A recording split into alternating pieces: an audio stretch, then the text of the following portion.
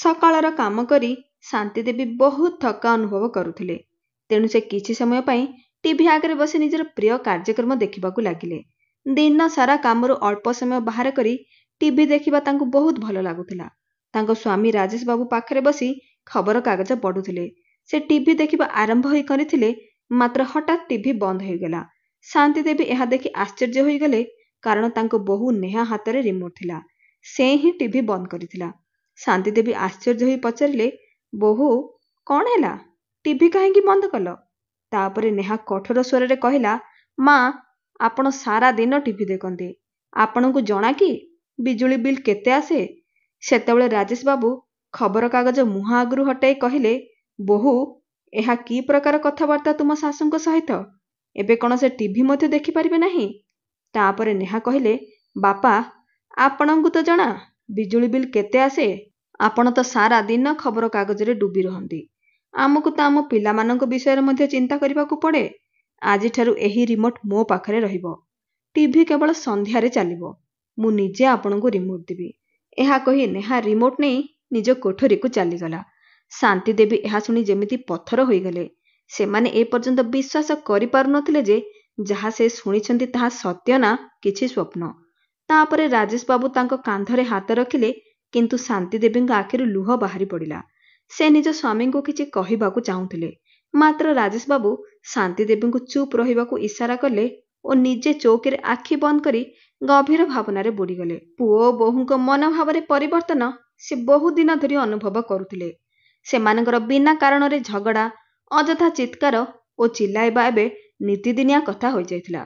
ପୁଅ ଥରେ ଦୁଇଥର ଇସାରାରେ କହିଥିଲା ଯେ ଏହି ଘରଟି ତା ନାଁରେ କରିଦିଅନ୍ତୁ। ରାଜେଶ ବାବୁ ମଧ୍ୟ ଭାବୁଥିଲେ ଯେ ପରେ ତ ସବୁ ପୁଅ ବୋହୂଙ୍କର ହିଁ, ତାହେଲେ ଏବେ କାହିଁକି ନୁହେଁ? କିନ୍ତୁ ଦିନେ ସେ ନିଜ ବନ୍ଧୁଙ୍କୁ ଭେଟିଲେ। ସେହି ବନ୍ଧୁ ପରାମର୍ଶ ଦେଇଥିଲେ ଯେ ସମ୍ପତ୍ତି ନିଶ୍ଚିତ ପୁଅ ନାଁରେ କରନ୍ତୁ, କିନ୍ତୁ ଘରଟି ପ୍ରଥମେ ଆପଣଙ୍କ ସ୍ତ୍ରୀଙ୍କ ନାଁରେ ଲେଖନ୍ତୁ ଓ ତାପରେ ପୁଅର ନାଁରେ। ଆପଣଙ୍କ ସ୍ତ୍ରୀଙ୍କ ବୃଦ୍ଧାବସ୍ଥା ଖରାପ ହେବାକୁ ଦିଅନ୍ତୁ ନାହିଁ। ଅତି କମରେ ଆପଣଙ୍କ ପରେ ତାଙ୍କୁ ସମ୍ମାନର ଦୁଇଟି ରୁଟି ତ ମିଳିବ। ସେ ସେହିପରି କରିଥିଲେ, କାରଣ ତାଙ୍କ ବନ୍ଧୁ ହିଁ ପରାମର୍ଶ ଦେଇଥିଲେ ଯେ ସନ୍ତାନର ପ୍ରକୃତ ରୂପ ଦେଖିବାକୁ ହେଲେ ଥରେ ମିଛ କହି ଦେଖନ୍ତୁ ଯେ ଆପଣ ଘରଟି ତା ନାଁରେ କରିଦେଇଛନ୍ତି। ସତ୍ୟତା ନିଜେ ଆପେ ସାମ୍ନାକୁ ଆସିଯିବ। କିନ୍ତୁ ଏତେ ଶୀଘ୍ର ମୁଖା ଖସିଯିବ ଏହା ସେ କେବେ ଭାବିନଥିଲେ। ରାଜେଶ ବାବୁ କିଛି ସମୟ ଏହିପରି ଚିନ୍ତାରେ ବୁଡ଼ି ରହିଲେ। ତାପରେ ସେ ଶାନ୍ତି ଦେବୀଙ୍କୁ ଚାହିଁଲେ, ଯେ ଛାତ ଆଡ଼କୁ ଲଗାତାର ଚାହିଁ ରହିଥିଲେ। ସେ ନିଜ ସ୍ତ୍ରୀଙ୍କୁ କହିଲେ, ଶାନ୍ତି, ଯେଉଁ ଦିନରୁ ଆମ ପୁଅ ଆମ ଜୀବନରେ ଆସିଛି, ସେ ଦିନରୁ ଆଜି ପର୍ଯ୍ୟନ୍ତ ଆମେ ନିଜର ଇଚ୍ଛାକୁ ଦୂରେଇ କେବଳ ତା ବିଷୟରେ ଚିନ୍ତା କରିଛୁ। ଆଜି ଏହି ବୟସରେ ମଧ୍ୟ ତୁମେ ଘରର ସମସ୍ତ କାମ କରୁଛ ଏବଂ ଅବସର ନେବା ପରେ ମଧ୍ୟ ମୁଁ ମୋ ପେନ୍ସନ ଘର ଖର୍ଚ୍ଚ ପାଇଁ ଦେଇ ଆସୁଛି। କିନ୍ତୁ ଏସବୁର ପୁରସ୍କାର ଆମେ କଣ ପାଇଲୁ? ବୋହୂ ପ୍ରତିଦିନ ଅଭଦ୍ର ବ୍ୟବହାର କରୁଛି, ଆଉ ଆମ ପୁଅ ତ ବୋହୂର ଗୋଲାମ ହୋଇଗଲାଣି। ବାସ୍, ଶାନ୍ତି, ମୋତେ ଏବେ ଲାଗୁଛି ଆମେ ନିଜ ପାଇଁ ମଧ୍ୟ ବଞ୍ଚିବା ଉଚିତ। ଶାନ୍ତି ଦେବୀ ପଚାରିଲେ, ତମେ କଣ କହିବାକୁ ଚାହୁଁଛ? ରାଜେଶ ବାବୁ କହିଲେ, ଶାନ୍ତି, ବହୁ ଦିନ ଧରି ମୋର କେଉଁଆଡ଼େ ବୁଲିଯିବାକୁ ଇଚ୍ଛା। ଶାନ୍ତି ଦେବୀ କହିଲେ, ମୋତେ ମଧ୍ୟ ବହୁତ ଇଚ୍ଛା ହେଉଛି, କିନ୍ତୁ ମୁଁ ଚୁପ୍ ରହୁଛି କାରଣ ପୁଅ ବୋହୂ ରାଗିଯିବେ। ବିନା କାରଣରେ ବୋହୂ ଆମକୁ କଥା ଶୁଣାଉଛି। ଏହି କଥାରେ ତ ବଡ଼ ହଙ୍ଗାମା ହେବ। ରାଜେଶ ବାବୁ କହିଲେ, ଶାନ୍ତି, ତୁମକୁ ଜଣା କି ଛୋଟବେଳେ ମୁଁ ଯେତେବେଳେ ଆକାଶରେ ବିମାନ ଉଡ଼ୁଥିବା ଦେଖୁଥିଲି, ମୋର ସେଥିରେ ବସିବାକୁ ବହୁତ ଇଚ୍ଛା ହେଉଥିଲା, କିନ୍ତୁ କେବେ ବସି ପାରିନଥିଲି, କାରଣ ମୋ ମା ବାପାଙ୍କ ପାଖରେ ଏତେ ଟଙ୍କା ନଥିଲା। କୌଣସି ପ୍ରକାରେ ଘର ଖର୍ଚ୍ଚ ଚାଲୁଥିଲା। ବହୁ କଷ୍ଟରେ ସେମାନେ ମୋତେ ପାଠ ପଢ଼ାଇଥିଲେ। ତାପରେ ମୁଁ ସରକାରୀ ଚାକିରି ପାଇଥିଲି। ରୋହିତ ଜନ୍ମ ହେବା ପରେ ଆମେ ଆମର ସମସ୍ତ କଷ୍ଟର ରୋଜଗାର ତା ଉପରେ ଖର୍ଚ୍ଚ କରିଦେଇଥିଲୁ। ତାର ପ୍ରତ୍ୟେକ ଇଚ୍ଛା ପୂରଣ କରିଥିଲୁ, କାରଣ ମୋ ପିଲାଦିନ ଅଭାବରେ ବିତିଥିଲା ଓ ମୁଁ ଚାହୁଁନଥିଲି ଯେ ମୋ ପୁଅ ମୋ ପରି ମନ ମାରି ଜୀବନ କାଟୁ। ସମସ୍ତ ରୋଜଗାର ଆମେ ଆମ ପୁଅ ଉପରେ ଖର୍ଚ୍ଚ କରିଦେଇଥିଲୁ ଓ ତାକୁ ଭଲ ଖାଦ୍ୟ, ଭଲ ପୋଷାକ ଦେଇଥିଲୁ। ତାର ପାଠପଢ଼ା ପାଇଁ ଯେତେ ଖର୍ଚ୍ଚ ହେବାର ଥାଏ ସବୁର ବ୍ୟବସ୍ଥା ଆମେ ଆଗୁଆ କରି ରଖିଥିଲୁ। ଏହା ଭାବି ଯେ ଟଙ୍କାର ଅଭାବ ହେଲେ ସେ ଆଗକୁ ବଢ଼ିପାରିବ ନାହିଁ। ତେଣୁ ସବୁବେଳେ ନିଜର ଖର୍ଚ୍ଚ କାଟି ଆମେ ଆମ ପୁଅ ପାଇଁ ସଞ୍ଚୟ କରିଥିଲୁ। ଯେତେବେଳେ ସେ ଟଙ୍କା ମାଗିଥିଲା ଆମେ ତାକୁ ଦେଇଥିଲୁ। ଗୋଟିଏ ଦରମାରେ ପୁଅର ପାଠପଢ଼ା, ଘର ଖର୍ଚ୍ଚ ଓ ମୋ ବୁଢ଼ା ମା ବାପାଙ୍କ ଦେଖାଶୁଣା ଏସବୁ ଆମେ କେତେ କଷ୍ଟରେ କରିଥିଲୁ ତାହା ଆମେ ହିଁ ଜାଣୁ। କିନ୍ତୁ ପୁଅ ଆଜି ସେ ସବୁ ଭୁଲିଗଲା। ଭାବିଥିଲୁ ବୁଢ଼ା ବୟସରେ ସମସ୍ତ ଦାୟିତ୍ୱରୁ ମୁକ୍ତ ହୋଇ ଆରାମରେ ରହିବୁ, କିନ୍ତୁ ଏଠାରେ ତ ଏହି ବୁଢ଼ା ବୟସରେ ଆମ ପୁଅ ବୋହୂ ଆମ ଉପରେ ଏତେ ଲଗାମ ଲଗାଇ ଦେଇଛନ୍ତି। ସେତେବେଳେ ମଧ୍ୟ ଆମେ ଏତେ ବନ୍ଧା ନଥିଲୁ ଯେତେବେଳେ ଆମ କାନ୍ଧରେ ଦାୟିତ୍ୱ ଥିଲା। ଆଜି ଯେତେବେଳେ ଦାୟିତ୍ୱରୁ ମୁକ୍ତ ହେବାର ସମୟ ଆସିଲା, ବୋହୂ ସାରା ଦିନ ତମକୁ ରୋଷେଇ କାମରେ ବ୍ୟସ୍ତ କରିଦେଇଛି, ଆଉ ମୋ ସମସ୍ତ ପେନ୍ସନ୍ ଟଙ୍କା ନେଇ ଆଜି ପୁଅ ବୋହୂ ଆମକୁ ଆଖି ଦେଖାଉଛନ୍ତି। ଶାନ୍ତି ଦେବୀ ଦୁଃଖ ମନରେ କହିଲେ, ଆମେ କ'ଣ କରିପାରିବା? ଏବେ ତ ଏହା ଆମର ଭାଗ୍ୟ ଓ ଆମକୁ ଏହିପରି ସାରା ଜୀବନ ରହିବାକୁ ପଡ଼ିବ। ରାଜେଶ ବାବୁ କହିଲେ, ନା ଶାନ୍ତି, ମୁଁ ଏହା ହେବାକୁ ଦେବି ନାହିଁ। ମୁଁ ଯାହା ଭାବିଛି ତାହା କରିବି। ଶାନ୍ତି ଦେବୀ ଆଶାଭରା ଆଖିରେ ନିଜ ସ୍ୱାମୀଙ୍କୁ ଚାହିଁ କହିଲେ, ତେବେ ତୁମେ କ'ଣ କରିବ ଭାବିଛ? ରାଜେଶ ବାବୁ କହିଲେ, କେବଳ କାଲିକାର ଅପେକ୍ଷା କର ଓ ଦେଖ ମୁଁ କ'ଣ କରୁଛି। ପରଦିନ ରାଜେଶ ବାବୁ ଅଯୋଧ୍ୟା ଧାମ ଯିବା ପାଇଁ ନିଜର ଓ ନିଜ ସ୍ତ୍ରୀଙ୍କ ପାଇଁ ଟିକେଟ କରାଇ ଆଣିଲେ। ସେ ଟିକେଟ ବସ୍ କିମ୍ବା ଟ୍ରେନର ନଥିଲା, ବରଂ ବିମାନର ଥିଲା। ତାଙ୍କୁ ପ୍ରତି ମାସରେ 40,000 ଟଙ୍କା ପେନ୍ସନ୍ ମିଳୁଥିଲା। ସେଥିରୁ ସେ 25,000 ଟଙ୍କାର ଟିକଟ କରାଇଲେ ଓ 15,000 ଟଙ୍କା ଖର୍ଚ୍ଚ ପାଇଁ ରଖିଲେ। ସେ ନିଜ ସ୍ତ୍ରୀଙ୍କୁ ଟିକଟ ଦେଖାଇଲେ। ଏହା ଦେଖି ଶାନ୍ତି ଦେବୀ ଭୟଭୀତ ହୋଇଗଲେ। ତମେ ପେନ୍ସନର ଟଙ୍କା ଖର୍ଚ୍ଚ କରିଦେଲ? ଏ କ'ଣ କଲ? ଏବେ ବୋହୂ କ'ଣ କହିବ? ରାଜେଶ ବାବୁ କହିଲେ, ଶାନ୍ତି, ତୁମେ ଚିନ୍ତା କର ନାହିଁ। ଆମେ ଆମ ପୁଅ ବୋହୂ ଉପରେ ନିର୍ଭର ନୁହଁ। ମୋ ପାଖରେ ମୋ ନିଜର ପେନ୍ସନ୍ ଆସୁଛି। କିଛି ଦିନ ଏହିପରି ବିତିଗଲା। ତାପରେ ଗୋଟିଏ ଦିନ ନେହା ରାଗରେ ତାଙ୍କ ପାଖକୁ ଆସି କହିଲା, ମା, ଆପଣମାନଙ୍କର ଏହା କ'ଣ ଚାଲିଛି? ଶାନ୍ତି ଦେବୀ ଆଶ୍ଚର୍ଯ୍ୟ ହୋଇ ପଚାରିଲେ, କାହିଁକି? କ'ଣ ହେଲା ବୋହୂ? ନେହା କହିଲା, ଏମିତି କହୁଛନ୍ତି ଯେମିତି କିଛି ଜାଣିନାହାନ୍ତି। ଏଥର ବାପା ପେନ୍ସନର ଟଙ୍କା ଦେଇନାହାନ୍ତି। ମାସର 10 ତାରିଖ ହେବାକୁ ଆସୁଛି। ଆପଣ ଆଜି ହିଁ ତାଙ୍କୁ କୁହନ୍ତୁ ଯେ ପେନ୍ସନର ଟଙ୍କା ବାହାର କରି ମୋତେ ଦିଅନ୍ତୁ। ବୋହୂ, କଥା ହେଉଛି ଯେ ଏଥର ତୁମ ବାପା ଓ ମୁଁ ଏକାଠି ବାହାରକୁ ବୁଲିବାକୁ ଯିବା ପାଇଁ ଯୋଜନା କରିଛୁ ଓ ତାଙ୍କ ପେନ୍ସନରୁ ଆମେ ବୁଲିବା ପାଇଁ ଟିକଟ କରାଇଛୁ। ତେଣୁ ଏଥର ପେନ୍ସନର ଟଙ୍କା ତୁମକୁ ଦେଇପାରିବୁ ନାହିଁ। ଶାନ୍ତି ଦେବୀ ଧୀର ସ୍ୱରରେ ସଂକୋଚ କରି କହିଲେ। ତାପରେ ତାଙ୍କୁ ବୋହୂ କହିଲା, କ'ଣ ଆପଣ ଦୁହେଁ ବୁଲିବାକୁ ଯାଉଛନ୍ତି? ଏହି ବୟସରେ ବୁଲିବାକୁ ଲାଜ ଲାଗୁନି? ଚୁପଚାପ ଘରେ ବସି ରୁହନ୍ତୁ, ଯେମିତି ବୁଢ଼ାମାନେ ରୁହନ୍ତି। ଆପଣ ଜାଣନ୍ତି ଘରେ କେତେ କାମ ଥାଏ। ଆପଣଙ୍କ ପୁଅକୁ ଆସିବାକୁ ଦିଅନ୍ତୁ। ମୁଁ ତାଙ୍କୁ ମଧ୍ୟ କହିବି ଯେ ତାଙ୍କ ମା ବାପା କେତେ ଅଯଥା ଖର୍ଚ୍ଚ କରୁଛନ୍ତି। ଆଉ ଆମ ଦୁହିଁଙ୍କୁ ନ ପଚାରି ଆପଣମାନେ ବୁଲିଯିବାକୁ କେମିତି ଭାବିଲେ? ନେହାର କଥା ଶୁଣି ଶାନ୍ତି ଦେବୀ ବୁଝିକଲେ ଯେ ଆଜି ତାଙ୍କ ପୁଅ ଆସିବା ପରେ ଘରେ ବେଶ୍ ହଙ୍ଗାମା ହେବ। କାରଣ ସବୁବେଳେ ଘରେ ଏହିପରି ହିଁ ହେଉଛି। ପେନ୍ସନର ସମସ୍ତ ଟଙ୍କା ତାଙ୍କ ପୁଅ ଓ ବୋହୂ ନେଇଯାଉଛନ୍ତି ଓ ନିଜ ଇଚ୍ଛା ଅନୁସାରେ ଖର୍ଚ୍ଚ କରୁଛନ୍ତି। ଏପରିକି ତାଙ୍କୁ ତହିଁରୁ 500 ଟଙ୍କା ବାହାର କରିବାର ଅନୁମତି ମଧ୍ୟ ନଥିଲା। ଯଦି ସେ ଏହା କରୁଥିଲେ ତେବେ ଘରେ ଜୋରଦାର ଝଗଡ଼ା ହେଉଥିଲା। ଥରେ ଏକ ଘଟଣା ଘଟିଥିଲା। ରାଜେଶ ବାବୁ ନିଜ ସ୍ତ୍ରୀଙ୍କୁ ବିବାହ ବାର୍ଷିକୀରେ 1,000 ଟଙ୍କାର ଶାଢ଼ୀ କିଣି ଦେଇଥିଲେ। ପେନ୍ସନରୁ 1,000 ଟଙ୍କା କମ୍ ଦେଖି ତାଙ୍କ ବୋହୂ ରାଜେଶ ବାବୁଙ୍କ ଉପରେ ଚିତ୍କାର କରି କହିଥିଲା, ଏଥିରୁ 1,000 ଟଙ୍କାର ଆପଣ କ'ଣ କଲେ? କେଉଁଠି ଖର୍ଚ୍ଚ କରି ଆସିଛନ୍ତି? ଯେତେବେଳେ ରାଜେଶ ବାବୁ କହିଥିଲେ, ମୁଁ ତୁମ ଶାଶୁଙ୍କ ପାଇଁ ଗୋଟିଏ ଶାଢ଼ୀ କିଣିଛି, କାରଣ ବହୁ ଦିନ ହେଲା ସେ ଶାଢ଼ୀ କିଣି ନାହାନ୍ତି। ଯେତେବେଳେ ମୁଁ ତାଙ୍କ ପାଇଁ ଶାଢ଼ୀ କିଣିବାକୁ କହୁଥିଲି, ସେ କହୁଥିଲେ ଯେ ମୋ ପାଖରେ ବହୁତ ଶାଢ଼ୀ ଅଛି, କିନ୍ତୁ ପିନ୍ଧିବା ସମୟରେ ଗୋଟିଏ ମଧ୍ୟ ଭଲ ଶାଢ଼ୀ ଦେଖାଯାଉନଥିଲା। ତେଣୁ ଭାବିଲି ତାଙ୍କ ପାଇଁ ଗୋଟିଏ ଶାଢ଼ୀ କିଣିଦେବି। ସେହି ସମୟରେ ନେହା କହିଥିଲା, କ'ଣ ଶାଢ଼ୀ କିଣିବାରେ 1,000 ଟଙ୍କା ଖର୍ଚ୍ଚ କରିଦେଲେ? ଏହି ବୟସରେ ଆପଣମାନେ ବାର୍ଷିକୀରେ ଉପହାର ଦେଉଛନ୍ତି ପରସ୍ପରକୁ। ଥରେ ଭାବନ୍ତୁ, ଘରେ ଛୋଟ ବଡ଼ କେତେ ଖର୍ଚ୍ଚ ହେଉଛି। ବିଜୁଳି, ପାଣି, ରାସନ ସବୁର ବିଲ୍ ଆମକୁ ଦେବାକୁ ପଡ଼େ। କିନ୍ତୁ ଆପଣଙ୍କୁ କ'ଣ ଜଣା ସହରରେ ରହିବା କିପରି? ଆପଣମାନେ ତ ସାରା ଜୀବନ ଗାଁରେ ରହିଛନ୍ତି। ଏହି ଘଟଣାକୁ ମନେ ପକାଇ ଶାନ୍ତି ଦେବୀ ମନେ ମନେ ଭୟ କରୁଥିଲେ ଯେ ଯେତେବେଳେ ବୋହୂ 1,000 ଟଙ୍କା ପାଇଁ ଏତେ ହଙ୍ଗାମା କରିଥିଲା, ତେବେ ଏବେ ତ ପେନ୍ସନର ସମସ୍ତ ଟଙ୍କା ଟିକେଟରେ ଖର୍ଚ୍ଚ ହୋଇଗଲାଣି। ସନ୍ଧ୍ୟାରେ ପୁଅ ରୋହିତ ଘରକୁ ଫେରିବା ମାତ୍ରେ ନେହା ତାକୁ ସବୁ କଥା କହିଦେଲା। ରୋହିତ ସେହି ମୁହୂର୍ତ୍ତରେ ରାଗରେ ଜଳି ଉଠି ନିଜ କୋଠରୀରୁ ବାହାରକୁ ଆସି ଚିତ୍କାର କରି କହିଲା, ଏହି ମାସର 10 ତାରିଖ ହୋଇଗଲାଣି, ଆଉ ଆପଣମାନେ ଏପର୍ଯ୍ୟନ୍ତ ପେନ୍ସନର ଟଙ୍କା ଦେଇନାହାନ୍ତି। ଆଉ ତା ଉପରେ ଆମକୁ ନ ପଚାରି ସମସ୍ତ ଟଙ୍କା ଖର୍ଚ୍ଚ କରିଦେଲେ। ଏବେ ଏହି ମାସର ରାସନ ଖର୍ଚ୍ଚ କେମିତି ହେବ? ଆଉ ଏତେ ଅଯଥା ଟଙ୍କା ଖର୍ଚ୍ଚ କରିବାର କ'ଣ ଆବଶ୍ୟକତା ଥିଲା? ବୁଢ଼ା ବୟସରେ ବୁଲିବାର ଇଚ୍ଛା ଚଢ଼ିଛି। ଆରାମରେ ଘରେ ରହିଥିଲେ ହେଇନଥାନ୍ତା? ଯଦି ବହୁତ ବୁଲିବାର ମନ ଥିଲା, ତେବେ ପାଖରେ ଥିବା ମନ୍ଦିରକୁ ଯାଇ ବୁଲି ଆସିପାରିଥାନ୍ତ। ମୁଁ ଆପଣମାନଙ୍କୁ କହୁଛି, ଯଦି ଆପଣମାନେ ପେନ୍ସନର ଟଙ୍କା ନ ଦିଅନ୍ତି ତେବେ। ଏତିକି ଶୁଣି ରାଜେଶ ବାବୁଙ୍କ ମୁହଁ ରାଗରେ ଲାଲ ହୋଇଗଲା ଓ ରୌଦ୍ରମୟ ସ୍ୱରରେ ଜୋରରେ କହିଲେ, ତେବେ କ'ଣ ପୁଅ? ବାସ୍, ବହୁତ ହେଲା। ତୁମକୁ କେବଳ ଆମର ବୁଲିବା ହିଁ ଦେଖାଯାଉଛି। ତୁମର ଅଯଥା ଖର୍ଚ୍ଚ ନଜରକୁ ଆସୁନାହିଁ। ବୋହୂ ପ୍ରତିଦିନ ନୂଆ ନୂଆ ପୋଷାକ କିଣି ଆଣୁଛି, ପାର୍ଟି କରିବାକୁ ଯାଉଛି। ତୁମେ ପ୍ରତି ରବିବାର ବାହାରେ ଖାଇବାକୁ ଯାଉଛ, ତାର କ'ଣ? ଆଉ ତା ଉପରେ ଆମର ଟିଭି ଦେଖିବା ମଧ୍ୟ ତୁମମାନଙ୍କୁ ସହ୍ୟ ହେଉନାହିଁ। ତୋର ସ୍ତ୍ରୀ ଆମର ଟିଭି ଦେଖିବା ସମୟ ମଧ୍ୟ ନିର୍ଦ୍ଧାରଣ କରିଦେଇଛି। ଆରେ ଆମେ ବୁଢ଼ା ହୋଇଛୁ, ମରିଯାଇନାହୁଁ। ଆମର ମଧ୍ୟ ମନ ହେଉଛି ନିଜର ଇଚ୍ଛା ଅନୁସାରେ କିଛି କରିବାର, କେଉଁଆଡ଼େ ଯିବାର, ଭଲ ଖାଇବାର। ଆମେ କେଉଁଆଡ଼େ ଗଲେ ତୁମର ଖର୍ଚ୍ଚ ବଢ଼ିଯିବ, କିନ୍ତୁ ତୁମେମାନେ ବାହାରେ ବୁଲିବ, ସିନେମା ଦେଖିବାକୁ ଯିବ, ବାହାରେ ଖାଇବ, ଏସବୁରୁ ଖର୍ଚ୍ଚ ବଢ଼ୁନାହିଁ କି? ନିଜ ଉପରେ ତୁମର ଖୁବ୍ ଖର୍ଚ୍ଚ କରୁଛ, କିନ୍ତୁ ମା ବାପା ଟିକେ ଖର୍ଚ୍ଚ କଲେ ତୁମେ ରାଗି ଉଠୁଛ। ଭୁଲିଗଲ କି 2 ମାସ ଆଗରୁ ତୁମେ ବିଦେଶ ଯାଇ ବୁଲି ଆସିଛ। ତେବେ କ'ଣ ବିମାନର ଟିକେଟ ମାଗଣାରେ ଆସେ? ବର୍ଷକୁ 2 ଥର ତୁମେ ବୁଲିବାକୁ ଯାଉଛ। ଆମେ କେବେ ରୋକଟୋକ କରିଛୁ କି ଯେ ତୁମେ କେଉଁଆଡ଼େ ଯାଉଛ, କେତେ ଖର୍ଚ୍ଚ କରୁଛ? ଆଜି ଆମର ବୁଲିବା ପାଇଁ ଆମେ ଟିକେ ଟଙ୍କା ଖର୍ଚ୍ଚ କଲୁ, ତୁମକୁ କଷ୍ଟ ହେବାକୁ ଲାଗିଲା। ତାପରେ ରୋହିତ କହିଲା, ବାପା, ନିଜେ ବୁଲିବା ପାଇଁ ମୁଁ ଆପଣଙ୍କ ଠାରୁ ଟଙ୍କା ମାଗି ଖର୍ଚ୍ଚ କରୁନାହିଁ। ନିଜେ ରୋଜଗାର କରୁଛି ଓ ସେହି ଟଙ୍କାରେ ଆମେ ବୁଲିବାକୁ ଯାଉଛୁ। ରାଜେଶ ବାବୁ କହିଲେ, ତେବେ ପୁଅ, ମୁଁ ମଧ୍ୟ ମୋ ପେନ୍ସନର ଟଙ୍କାରୁ ହିଁ ବୁଲିବାକୁ ଯାଉଛି। ମୁଁ ତୁମଠାରୁ ଟଙ୍କା ମାଗିନାହିଁ।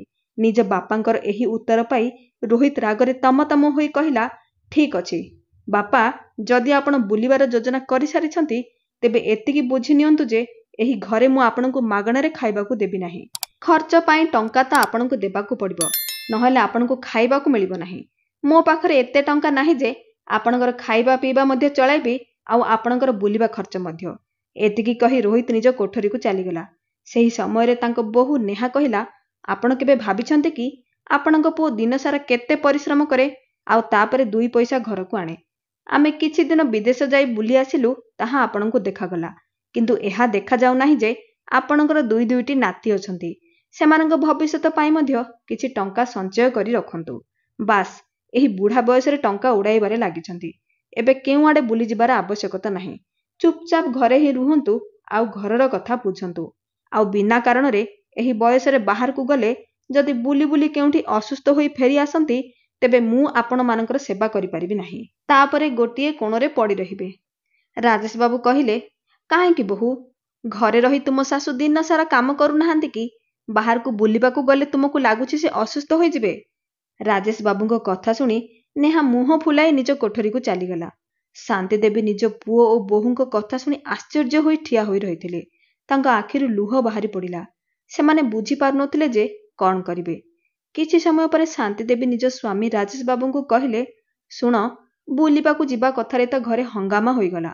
ମୋତେ ଲାଗୁଛି ଆମେ ଆମର ଯୋଜନା ବଦଳାଇ ଦେବା ଉଚିତ, ନହେଲେ ପୁଅ ବୋହୂ ଆମକୁ ଘରେ ଖାଇବାକୁ ମଧ୍ୟ ଦେବେ ନାହିଁ। ଘରେ ରହିବା ହିଁ କଷ୍ଟକର ହୋଇଯିବ। କଥା ଶୁଣାଇ ଶୁଣାଇ ଆମକୁ ଜୀବନ୍ତ ଥାଉ ଥାଉ ମାରିଦେବେ। ରାଜେଶ ବାବୁ କହିଲେ, ତୁମେ ଚିନ୍ତା କର ନାହିଁ ଶାନ୍ତି, ମୁଁ ଥାଉ ଥାଉ କେହି ତୁମକୁ କିଛି କହିପାରିବେ ନାହିଁ। ଯେତିକି କହିବାର ଥିଲା କହିସାରିଲେ। ଏମାନେ ଯେତେବେଳେ ବିଦେଶ ଯାଇଥିଲେ ଅତି କମରେ 5 ଲକ୍ଷ ଟଙ୍କା ଖର୍ଚ୍ଚ କରି ଆସିଥିବେ, ଆଉ ଆମେ 500 ଟଙ୍କା ଖର୍ଚ୍ଚ କଲେ ଝଗଡ଼ା ଆରମ୍ଭ କରିଦିଅନ୍ତି। ଏହି ଅନ୍ୟାୟ ଆମେ ଆଉ କେତେ ଦିନ ସହିବା? କେବେ ନା କେବେ ତା କହିବାକୁ ପଡ଼ିବ। ପରଦିନ ସକାଳୁ ଯେତେବେଳେ ଶାନ୍ତି ଦେବୀ ରୋଷେଇରେ ଚା ଓ ଜଳଖିଆ ତିଆରି କରୁଥିଲେ, ପୁଅ ବୋହୂ ନିଜ ରୁମ୍ରୁ ବାହାରକୁ ଆସିଲେ। ଶାନ୍ତି ଦେବୀ ବୋହୂ ଓ ପୁଅଙ୍କୁ ଚାହିଁଲେ। ସେମାନଙ୍କ ମୁହଁରେ ଏବେ ବି ରାଗ ସ୍ପଷ୍ଟ ଦେଖାଯାଉଥିଲା। ସେମାନେ କାହା ସହିତ କଥା ହେଉନଥିଲେ କି କାହା ସହିତ ଆଖି ମିଶାଉ ନଥିଲେ। ରାଜେଶ ବାବୁ ଘରର ପରିବେଶକୁ ଭଲ ଭାବେ ଦେଖୁଥିଲେ। ଜଳଖିଆ ଖାଇବା ଶେଷ ହେବା ମାତ୍ରେ ରାଜେଶ ବାବୁ ଶାନ୍ତି ଦେବୀଙ୍କୁ କହିଲେ, ଶାନ୍ତି, ଏବେ ଆମେ ଯେହେତୁ ବୁଲିବାକୁ ଯିବା, ତେବେ ଚାଲ ତୁମକୁ 2-3ଟି ନୂଆ ଶାଢ଼ୀ କିଣିଦେବି, ଆଉ ମୋ ପାଇଁ ମଧ୍ୟ କିଛି ଭଲ ପୋଷାକ କିଣି ଆଣିବି। ବହୁତ ଦିନ ହେଲା ମୁଁ ମଧ୍ୟ ଭଲ ପୋଷାକ କିଣି ନାହିଁ। ବୁଲିବାକୁ ଯିବା, ତେବେ ପୁରୁଣା ପୋଷାକ ପିନ୍ଧିବା ନାହିଁ। ରାଜେଶ ବାବୁଙ୍କ ଏତିକି କହିବାରେ ବିଳମ୍ବ ଥିଲା। ତାଙ୍କ ପୁଅ ଓ ବୋହୂ ଆଗରୁ ହିଁ ପ୍ରସ୍ତୁତ ହୋଇଥିଲେ। ସମସ୍ତ ସୀମା ଅତିକ୍ରମ କରି ତାଙ୍କ ପୁଅ ରୋହିତ କହିଲା, ବାପା, ଏବେ ଆମେ ଆପଣଙ୍କୁ ଆମ ପାଖରେ ରଖିପାରିବୁ ନାହିଁ। ଆରେ, ଆପଣ ତ ସମସ୍ତ ସୀମା ପାର କରିଦେଲେ। ଆପଣ ନିଜର ରହିବାର ବ୍ୟବସ୍ଥା ଅନ୍ୟ କେଉଁଆଡ଼େ କରିନିଅନ୍ତୁ। ଆପଣଙ୍କୁ ତ ଏବେ ଆଉ କୌଣସି ଲାଜ ବି ନାହିଁ। ଏବେ ବୁଢ଼ା ବୟସରେ ବୁଲିବାକୁ ଯାଉଛନ୍ତି। ଆମକୁ ଆପଣଙ୍କର ଏହି ପ୍ରକାର କାର୍ଯ୍ୟ ସହ୍ୟ ହେବ ନାହିଁ।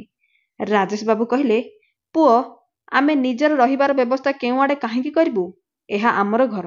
ଏହାକୁ ମୁଁ ମୋ ରୋଜଗାରରୁ ତିଆରି କରିଥିଲି, ଆଉ ତା ଉପରେ ଏହି ଘରର ଜମି ମଧ୍ୟ ମୋ ପରିଶ୍ରମର ରୋଜଗାରରୁ କିଣାଯାଇଥିଲା। ଏହି ହିସାବରେ ଏହା ମୋର ଘର। ରୋହିତ କହିଲା, କିନ୍ତୁ ବାପା, ଆପଣ ଭୁଲୁଛନ୍ତି ଯେ ଆପଣ ଏହି ଘରଟି ମୋ ନାଁରେ କରିଦେଇଛନ୍ତି। ରାଜେଶ ବାବୁ ଏକ ସ୍ମିତ ହସ ସହିତ କହିଲେ, ନା ପୁଅ, ମତେ ଭଲ ଭାବେ ମନେ ଅଛି ଯେ ମୁଁ ସମ୍ପତ୍ତି କାଗଜପତ୍ରରେ କ'ଣ ଲେଖାଇଛି। ସେ ତ ମୋ ବନ୍ଧୁର ଆଶୀର୍ବାଦ, ଯିଏ ମତେ ପରାମର୍ଶ ଦେଇଥିଲେ ଯେ ବଞ୍ଚିଥାଉ ଥାଉ ମୋ ଘରକୁ ମୋ ପୁଅର ନାଁରେ କରିବା ଉଚିତ ନୁହେଁ। ଆଉ ଭଲ ହେଲା ଯେ ମୁଁ ଘରଟି ତୋ ନାଁରେ କରିନଥିଲି, ନହେଲେ ଆମକୁ ଘରୁ ବାହାର କରିବାରେ ତୁମେ ଗୋଟିଏ ମୁହୂର୍ତ୍ତ ବି ବିଳମ୍ବ କରିନଥାନ୍ତ। ଗୋଟିଏ କଥା ଶୁଣିନିଅ ଯେ ମୁଁ ଓ ତୁମ ମା ଜୀବନରେ ଖୁବ୍ ସମ୍ମାନ ଅର୍ଜନ କରିଛୁ। ଆଉ ଯଦି ତୁମେ ମୋର କିମ୍ବା ତୁମ ମାଙ୍କର ଅପମାନ କରିବ, ତେବେ ଏହା ମୋତେ ମୋଟେ ସହ୍ୟ ହେବ ନାହିଁ।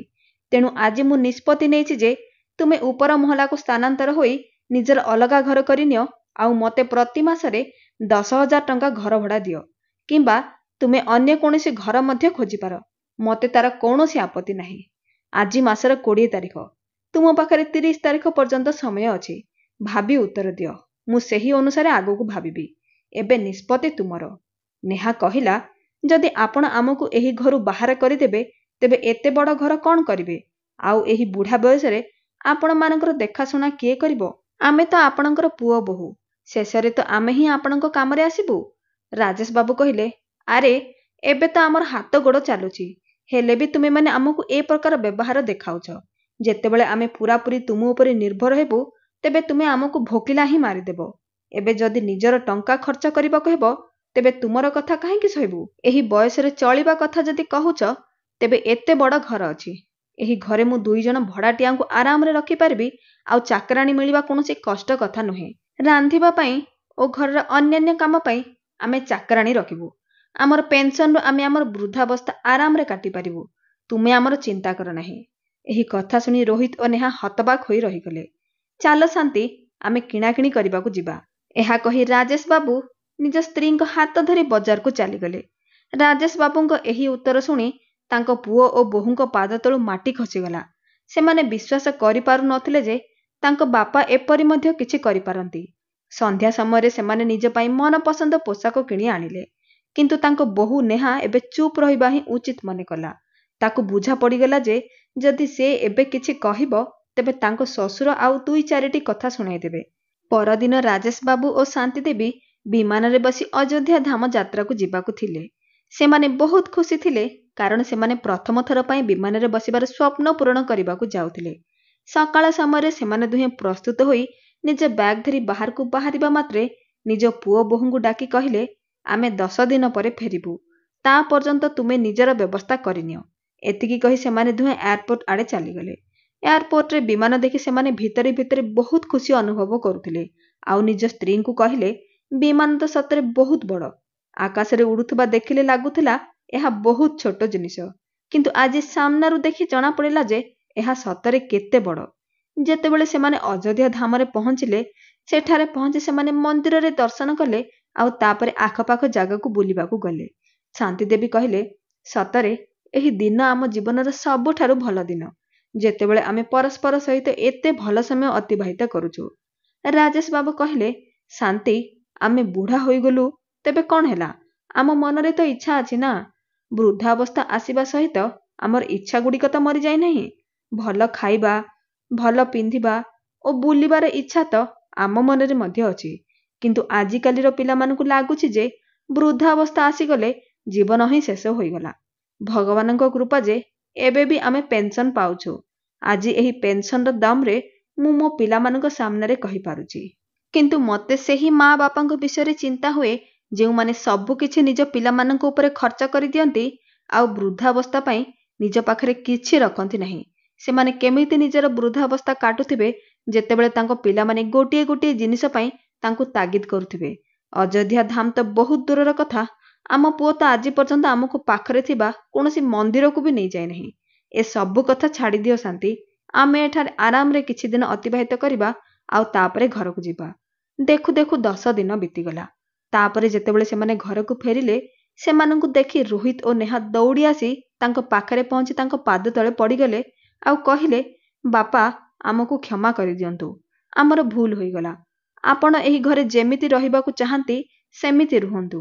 ଯେଉଁଠି ଆପଣଙ୍କର ବୁଲିବାକୁ ମନ ହେଉଛି ସେଠାକୁ ଯାଇ ବୁଲି ଆସନ୍ତୁ, କିନ୍ତୁ ଆମକୁ ଏହି ଘରୁ ବାହାର କରନ୍ତୁ ନାହିଁ। ଆମେ ଏହି ଘର ଛାଡ଼ି କେଉଁ ଆଡ଼େ ଯିବୁ ନାହିଁ। ଆପଣ ତ ଜାଣନ୍ତି ମୋ ଦରମା କେତେ। ଯଦି ତହିଁରୁ ମୁଁ ଘର ଭଡ଼ା ପାଇଁ 10,000 ଟଙ୍କା ବାହାର କରେ, ଆମେ ଘର ଖର୍ଚ୍ଚ କେମିତି ଚଳାଇବୁ? ନେହା କହିଲା, ମା, ଆପଣ ହିଁ ବାପାଙ୍କୁ ବୁଝାନ୍ତୁ ନା, ସେ ଆମକୁ ଏହି ଘରୁ ଯିବା ପାଇଁ ନ କୁହନ୍ତୁ। ଏବେଠାରୁ ଘରର ସମସ୍ତ କାମ ମୁଁ ହିଁ କରିବି। ଆପଣ କେବଳ ବସି ଆରାମ କରିବେ ଆଉ ମନ ଭରି ଟିଭି ଦେଖିବେ। ଟିଭିର ରିମୋଟ ଆପଣଙ୍କ ପାଖରେ ହିଁ ରହିବ। ରାଜେଶ ବାବୁଙ୍କୁ ଏବେ ନିଶ୍ଚିତ ହେଲା ଯେ ତାଙ୍କ ପୁଅ ଓ ବୋହୂଙ୍କୁ ବୁଦ୍ଧି ଆସିଗଲା। ଏବେ ସେମାନେ ତାଙ୍କ ଜୀବନରେ ହସ୍ତକ୍ଷେପ କରିବେ ନାହିଁ। ତେଣୁ ସେ କହିଲେ, ଠିକ୍ ଅଛି ପୁଅ, ଯଦି ତୁମେ ଏହି ଘରେ ରହିବାକୁ ଚାହୁଁଛ ତେବେ ମୋର ମଧ୍ୟ ଗୋଟିଏ ସର୍ତ୍ତ ଅଛି। ମୁଁ ମୋ ପେନ୍ସନର ସମସ୍ତ ଟଙ୍କା ତୁମକୁ ଦେବି ନାହିଁ। କିଛି ଟଙ୍କା ମୁଁ ନିଜ ପାଖରେ ରଖିବି, କାରଣ ଏ ବୟସରେ ମୋର ଓ ମୋ ସ୍ତ୍ରୀର ମଧ୍ୟ କିଛି ଖର୍ଚ୍ଚ ଅଛି। ଆମର ଔଷଧର ଖର୍ଚ୍ଚ ତ ଚାଲିଥାଏ। କେତେବେଳେ ବିପି ଔଷଧ, କେତେବେଳେ ଡାଇବେଟିସ୍ର ଔଷଧ, କେତେବେଳେ ଆଣ୍ଠୁଗଣ୍ଠି ଯନ୍ତ୍ରଣାର ଔଷଧ। ଆଉ ବାରମ୍ବାର ତୁମ ଆଗରେ ହାତ ପସାରିବା ମୋତେ ଭଲ ଲାଗୁନାହିଁ।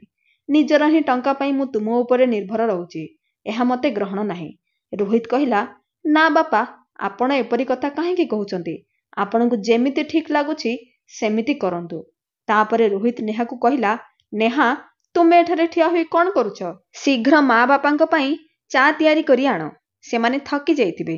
ଏତିକି ଶୁଣି ରାଜେଶ ବାବୁ ଅଳ୍ପ ହସିଦେଲେ ଆଉ ମନେ ମନେ ଭାବିଲେ ଯେ ଆଜି ଯଦି ସେ ନିଜର ଓ ନିଜ ସ୍ତ୍ରୀଙ୍କ ଆତ୍ମସମ୍ମାନ ପାଇଁ ଏହି ନିଷ୍ପତ୍ତି ନେଇ ନଥାନ୍ତେ ତେବେ ଆଗ ପରି ଆଜି ମଧ୍ୟ ତାଙ୍କୁ ମନ ମାରି ରହିବାକୁ ପଡ଼ିଥାନ୍ତା।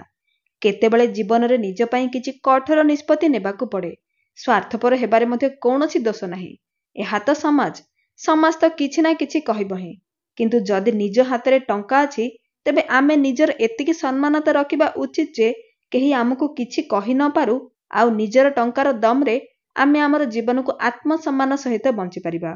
ତେବେ ଦର୍ଶକ ବନ୍ଧୁ, ଆପଣଙ୍କୁ କ'ଣ ଲାଗୁଛି? ରାଜେଶ ବାବୁଙ୍କ ଦ୍ୱାରା ନିଆଯାଇଥିବା ନିଷ୍ପତ୍ତି ଠିକ୍ ଥିଲା କି ନାହିଁ? ଆପଣଙ୍କ ମତ କମେଣ୍ଟ ବକ୍ସରେ ନିଶ୍ଚୟ ଲେଖନ୍ତୁ। ଯଦି କାହାଣୀ ପସନ୍ଦ ଆସିଥାଏ ତେବେ ଭିଡ଼ିଓକୁ ଲାଇକ୍ କରନ୍ତୁ, ଚ୍ୟାନେଲକୁ ସବସ୍କ୍ରାଇବ୍ କରନ୍ତୁ ଆଉ ସେୟାର କରିବାକୁ ମୋଟେ ଭୁଲନ୍ତୁ ନାହିଁ। କାହାଣୀକୁ ଶେଷ ପର୍ଯ୍ୟନ୍ତ ଶୁଣିଥିବାରୁ ଆପଣଙ୍କୁ ବହୁତ ବହୁତ ଧନ୍ୟବାଦ।